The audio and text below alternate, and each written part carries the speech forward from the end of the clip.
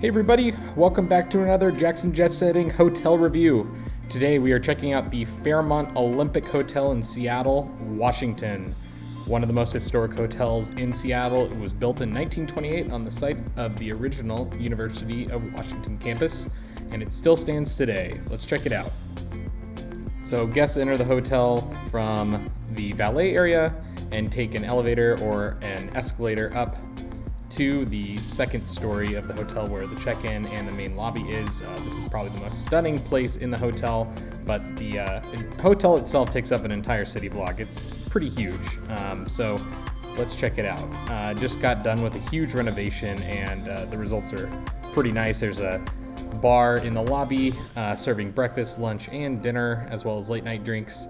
And then tons of ballrooms off to the side. As it being a very historic old hotel, there's lots of spaces that you wouldn't see in a normal downtown hotel.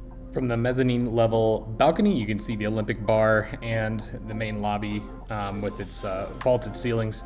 It's just absolutely beautiful, so great job to the renovation team in making this old hotel really shine. So there is a health club at the hotel. It has a lot more than I would expect for a downtown Seattle hotel. So you have a main gym check-in area with two main rooms for exercise. Not gigantic by any means, but it's really the outside portion that stunned me. So we'll take a look at that.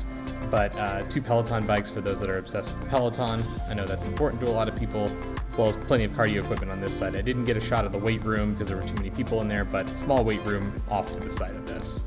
But there is an enclosed full pool for swim and laps at this hotel right in the middle of downtown Seattle, as well as a hot tub, so pretty incredible stuff.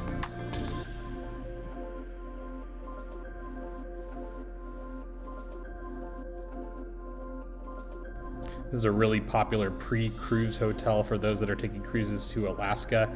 So you'll see lots of recreation areas as well as a full spa called Penelope. There's a whole bottom floor full of shops and a few restaurants as well that are accessible from the street. So definitely check it out if you're staying at the hotel. Explore around. Shuckers is an oyster bar that's open on the weekends right now. I was staying here during COVID, but this is from the ground floor, walking up to the main lobby. So you see these grand staircases that they just don't build anymore.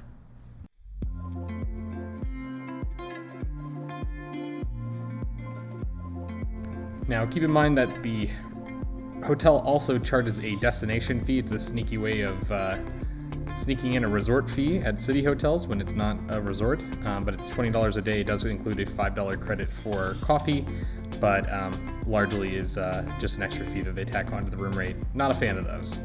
But let's check out one of the rooms. So I did get a one-level upgrade to a deluxe king room. It overlooked just the city itself, one of the quieter streets, I would say, that the hotel surrounds. But if you're not into city noise, don't stay in a downtown of a major city like Seattle. So nice marble in the bathroom, plenty of room there. Overall, Fairmonts are excellent with all the amenities, really plush towels, nice bath amenities like shampoos and conditioners that are a little higher end. So I would say that Fairmonts are in the 4 to 5 star category depending on which one you're staying at. And the service is always really top notch.